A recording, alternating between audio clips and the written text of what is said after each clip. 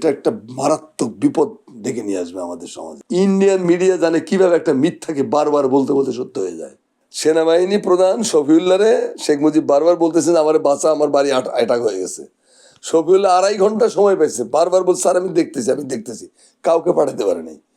এই যেহেতু লোকটা একটা কাপুরুষ এবং একটা মানে ব্যক্তিত্বহীন মেরুদণ্ডহীন লোক, সেই জন্য সে বলতে পারে না যে আসলে সেনাবাহিনীর সমর্থন ছিল না, তো সেনাবাহিনী যাইতে রাজি হয়নি, যা অন্য তাই হোক গা। সেনাবাহিনীর চোখে, জনগণের চোখে শেখ মুজিব একজন ভিলেনে পরিণত হয়েছিলেন।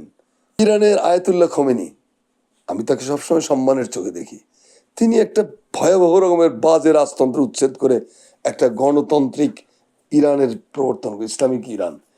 মাও সেতুংয়ের কালচার রেভলিউশনের ব্যাপারে পাশ্চাত্য, আমেরিকা, ইউরোপ খুবই খারাপ ধারণা পোষণ করে। এটা আক্ষরে যাচ্ছে তাই এটা কাণ্ড করেছিল। ধর্মের সারের থেকে এগুলোকে নিয়মতান্ত্রিক পদ্ধতিতে নিয়ে আসতে হলে পিছনে একটা শক্ত হাত থাকতে হবে, নিয়ন্ত্রণ। এই নিয়ন্ত্রণ চীন করেছিল। আর একটা কালচারাল রেগুলেশন করতে হবে।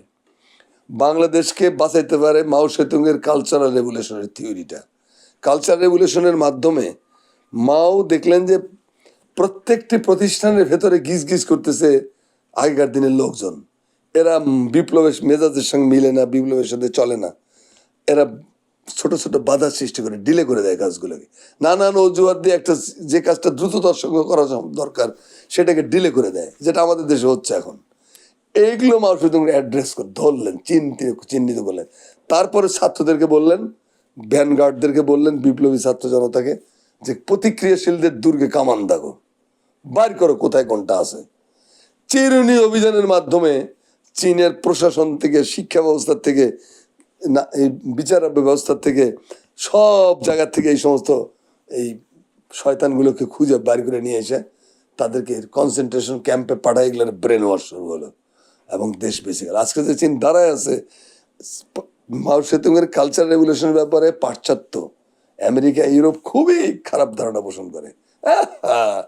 এটা আক্ষরে যাচ্ছে তাই এটা কাণ্ড করেছিল।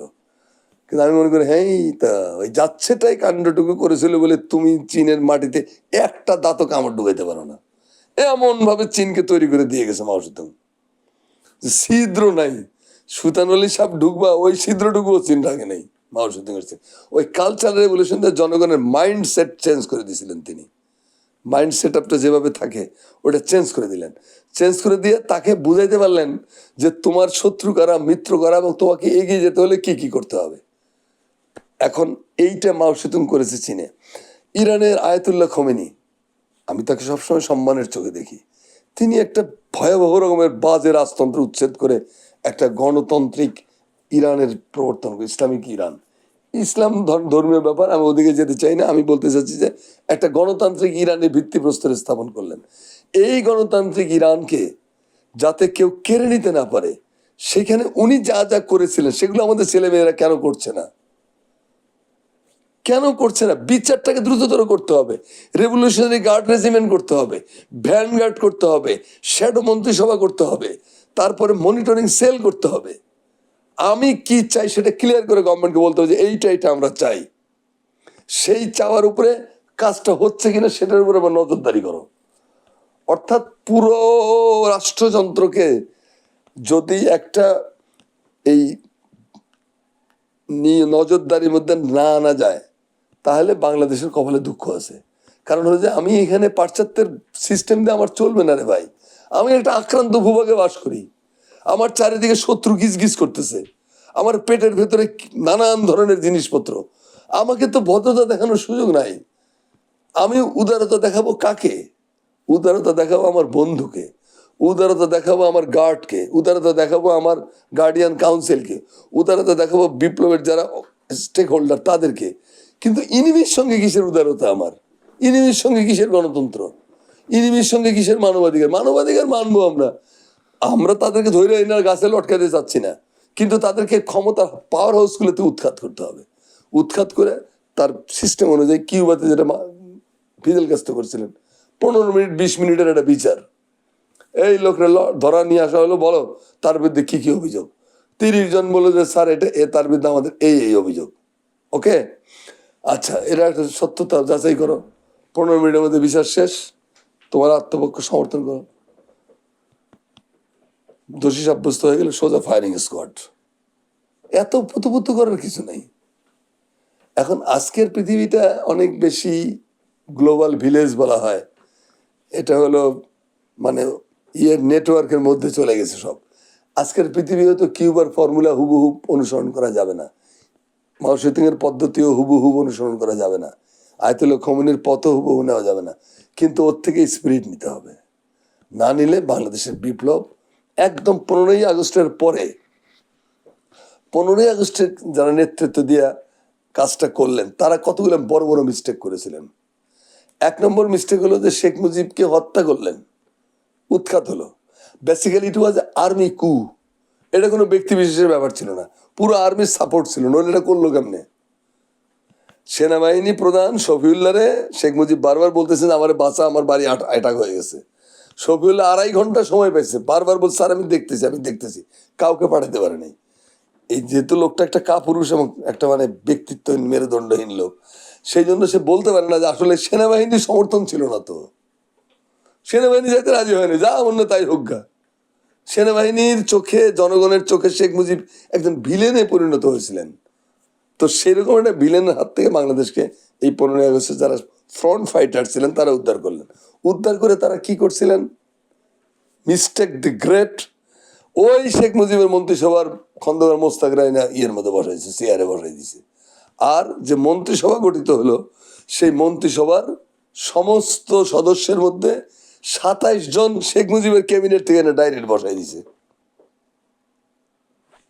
তারপরে কি এই 2-1টা চেঞ্জ করছে, সেনাবাহিনী চিফ, বিমান বাহিনী চিফ, এয়ার চিফ চেঞ্জ।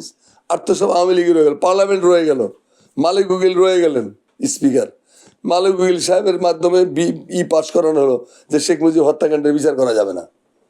আচ্ছা ঠিক আছে, সব ঠিকঠাক হয়ে গেল। যা হলো পাল্টে আপনি ভুল পদক্ষেপ করলে খেসারত দিতে হবে। আর হলো কি, লিটারেচার তৈরি করে নাই। কেন 15ই আগস্ট অনিবার্য ছিল? এর পক্ষে, এর জন্য কোনো গবেষণা করা হয়নি, রিসার্চ করা হয়নি, এর জন্য কোনো বয়ান তৈরি করা হয়নি, এর জন্য সাহিত্য তৈরি করা হয়নি, এর জন্য সঙ্গীত তৈরি করা হয়নি, কিছুই করা হয়নি। কারণ গভর্নমেন্ট তো আওয়ামী লীগেরই আছে, আওয়ামী লীগ করেছে, আওয়ামী লীগের গভর্নমেন্টে আছে। মানুষ এদের প্রতি আস্থা হারিয়ে ফেলেছিল, যে কারণে 15ই আগস্টের আলোচনার টেবিলে দেখবেন 15ই আগস্টের বীরদের নাম কোনো স্মরণ করা হয় না। তাদেরকে ওই স্বঘোষিত আত্মস্বীকৃত খুনি বলা হয়, এভাবে অ্যাড্রেস করা হয়। এই ভুলটা সংশোধন হলো 7ই নভেম্বরে এসে। 7ই নভেম্বর না হলে বাংলাদেশ গিয়েছিল গোল্লায়।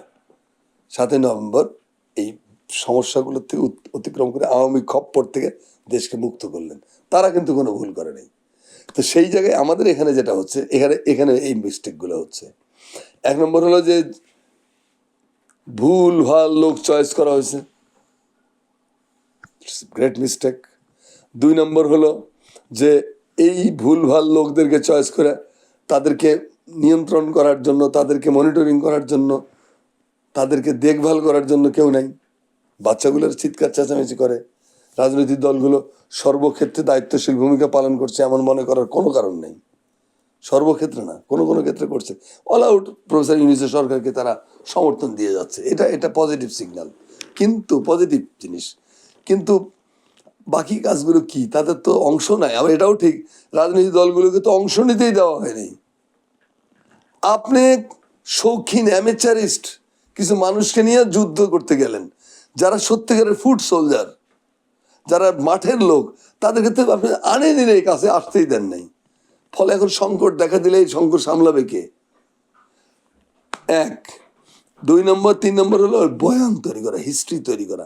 সরকারের সংস্কৃতি মন্ত্রণালয়ের 21টা প্রতিষ্ঠান, তথ্য মন্ত্রণালয় এরকম 30টা প্রতিষ্ঠান, তারপরে আপনার বিটিভি আছে, এফডিসি আছে, তাদের নিজস্ব গণমাধ্যম ইনস্টিটিউট আছে, নানান কিছু আছে, ডিএফপি আছে, তারপরে আছে আপনার 50টা 40টার মতো টেলিভিশন মিডিয়া, 150, 200, 300 পত্রিকা। এই পত্রিকাগুলো, এই মিডিয়াগুলো, এই তথ্য মন্ত্রণালয়ের অধীনস্থ দপ্তরগুলো, সংস্কৃতি মন্ত্রণালয়ের অধীনস্থ দপ্তরগুলো, তারা কি এই 3 মাসে 300 কবিতা, 300 গান, 30টা নাটক, 50টা উপন্যাস লিখতে পারছে? লেখে নাই, সব কামকাজ বন্ধ করে বসে আছে। তাহলে হবে কেমনে? আর 5-6 বছর পরে এগুলো বয়ানের অভাবে, লিটারেচারের অভাবে এটাকে একটা প্রতিক্রিয়াশীল কু হিসেবে চিহ্নিত করবে ফ্যাসিস্টরা, যেটা হাসিনা শুরু করে দিয়েছে অলরেডি। এখন গণহত্যার জন্য প্রফেসর ইউনূসের মতো ইনোসেন্ট লোকরা দায়ী করতেছে, হাসিনা বক্তব্য দিয়ে বেড়াচ্ছে। আমাদের পররাষ্ট্র মন্ত্রণালয়গুলো করেটা কি? আমাদের বিভিন্ন দেশে আমাদের মিশন আছে, দূতাবাস আছে, হাই কমিশন, তারা কি করতেছে? তারা আমাদের এখানে কি ঘটেছে সেগুলো তাদের ওই সমস্ত দেশের কাছে, ওই সমস্ত মিডিয়ার কাছে তুলে ধরবে না? ভারতের জনগণের কাছে তো আমাদের কোনো অসুবিধা নেই, জনগণের কাছে তো আমরা যেতেই পারি। তা আমাদের হাই কমিশনগুলো করেটা কি? ভারতের মিডিয়া একতরফা পেটাচ্ছে আমাদেরকে, আমরা এর জবাব দিছি ডিফেন্সিভ। ডিফেন্সিভ জবাব দিয়ে আপনি অফেন্সকে ঠেকাবেন কেমনে? আপনি অফেন্সের সাথে অফেন্স দেখাইতে হবে। আমি মারামারি কাটাকাটির কথা বলছি না, আমি বলছি যে পাল্টা বয়ান তৈরি করো, হচ্ছে না। আলটিমেটলি এটা একটা মারাত্মক বিপদ ডেকে নিয়ে আসবে আমাদের সমাজে। ইন্ডিয়ান মিডিয়া জানে কিভাবে একটা মিথ্যাকে বারবার বলতে বলতে সত্য হয়ে যায়, আমরা সেটা জানি না। আমরা ওই দায়িত্বজ্ঞানহীন অদেশপ্রেমিক অ্যাটিচিউড থেকে সবকিছুকে দেখি, ফলে ছেলে মেয়েগুলো একদিন বিপদে পড়তে পারে। সেই জন্য আমাদের সতর্ক থাকতে হবে। আমি বলি এখনো সময় আছে।